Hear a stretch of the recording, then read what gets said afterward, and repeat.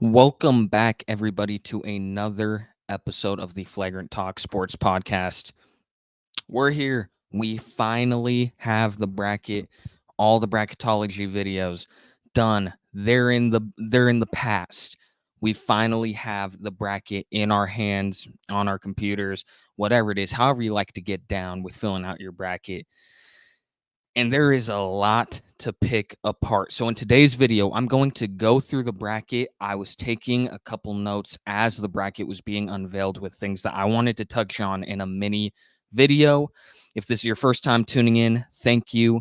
I appreciate you. Moses and I have loved covering this. You guys have shown us so much love, and I'm so thankful to do it. We still have plenty of March Madness content left to go. Mo and I will have our biggest video yet, predicting all of these games together in a massive video, tons of analysis. So if you want to tune into that, you want to get a little leg up on the people you're going to be competing against in your brackets, this is the place to be. Today, it's me solo. I will be covering the important notes of this bracket, kind of giving a brief overview of things that I wanted to touch on. The first thing I wanted to touch on is this team right here, UConn, and this East region. Now, personally, when I was watching this on CBS and they were unveiling UConn's region, for those of you who saw it, they were really feeling good about the draw that UConn got. Me personally, I was sitting there like, damn, this is a really difficult region. You have three of the teams that made the Final Four last year, including UConn, in this one region. You have FAU as that 8 seed. You have San Diego State as the 5 seed. You have Iowa State, who many people thought was going to potentially be the final one. There was at least a slight chance with North Carolina losing to NC State.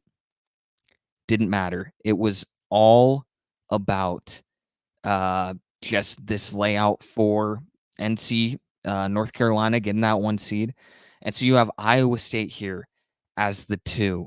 You have a difficult, tough Illinois team, a team that I love to go to the Elite 8 in this region, and potentially they could really give UConn some problems. This is not a nice draw for UConn. Are they capable of, getting out of the East? Absolutely. Are they capable of winning a chip? Absolutely. Should they be the favorite?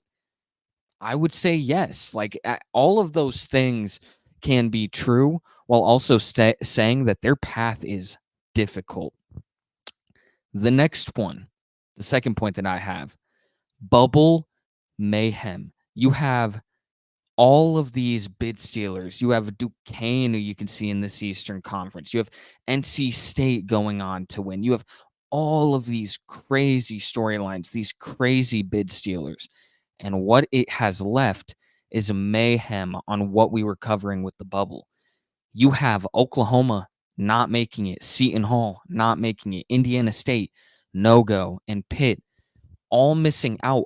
And the big one to me, the 4 I named were who the committee said were the next 4 out, the first 4 to just miss this bracket. And if a couple of those bid stealers don't go their way, they're in. St. John's not being in as well after that late season surge with Patino and them.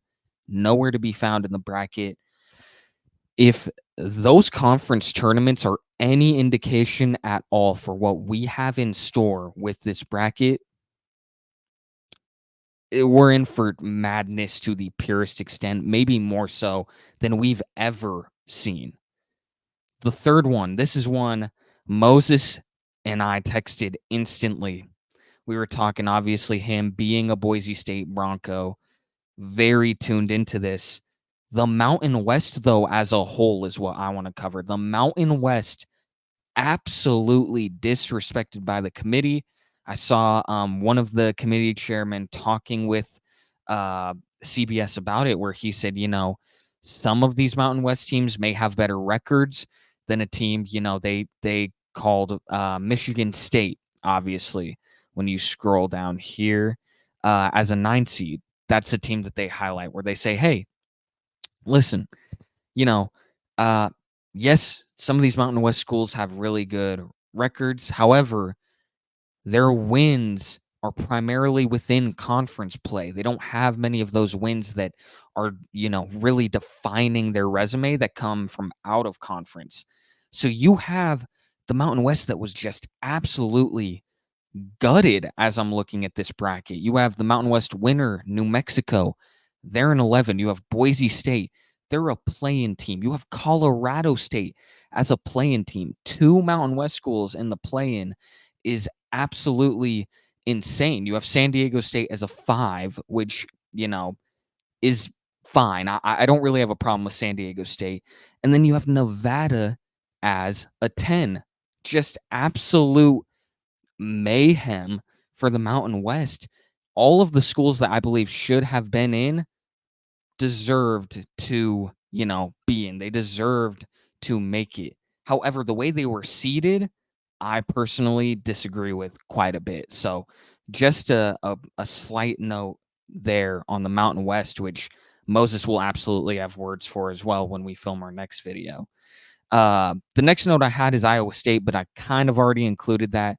Just them not even being the highest 2 seed, like them being in UConn's region, who is the number 1 overall seed in this bracket, definitely surprised me.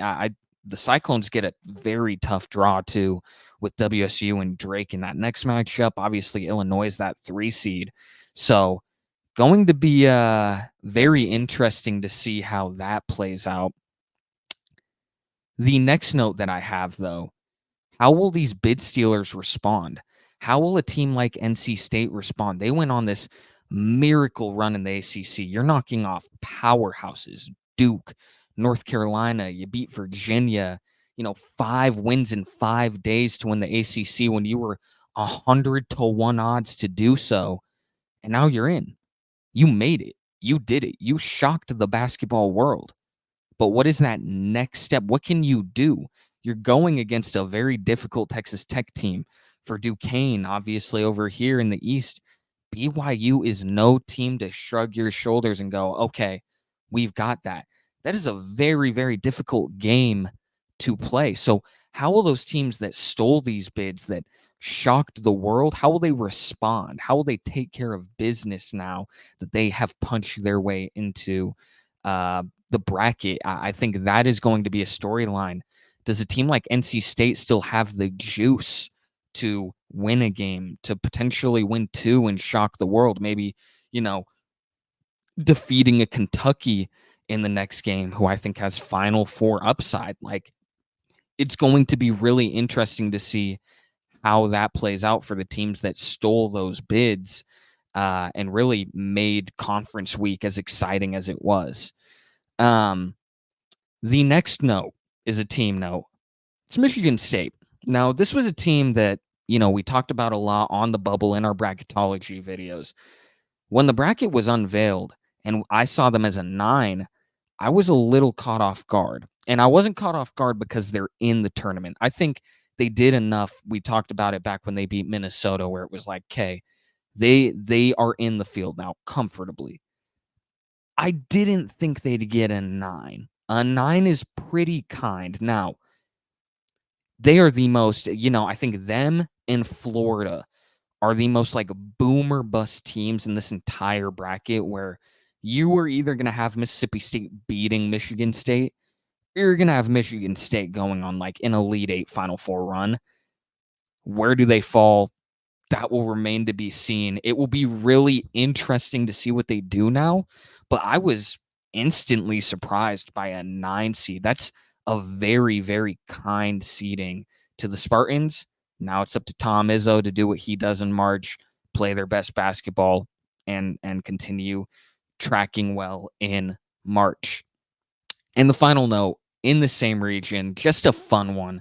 You have a potential Caleb Love reunion. North Carolina as the 1 seed here, Arizona as the 2 seed. I just think, there's a lot of things that have to happen. They're the 1 seed, they're the 2 seed. This is March. We saw what happened with Arizona last year when they were a 2 seed, and then getting Long Beach State after the year that they've had, really this past week or so, is insane. But it should be a hell of a game. And I would love to see Caleb Love rematch against his former team. There is going to be plenty of analysis from Moses and I on matchups. There's a lot of videos coming out. We're going to have players to watch, future NBA players to watch, upset teams that you should pay attention to. But it's that time of year. It's my favorite time of year. Selection Sunday is my favorite day of the year. And this is some of my initial thoughts when seeing the bracket get revealed. I appreciate you for tuning in. I hope all of you have a wonderful rest of your day. Song of the pod, because you know you need it. It's March Madness by Future. What else was it going to be? It's really the song for the next couple pods, the next month, but that's what we got. Let me know some of your hot takes, some of the teams you were surprised to see, some of the teams you're surprised to see left out. I would love to hear what you have to say. Have a wonderful rest of your week, and I will catch y'all in the next video. Peace.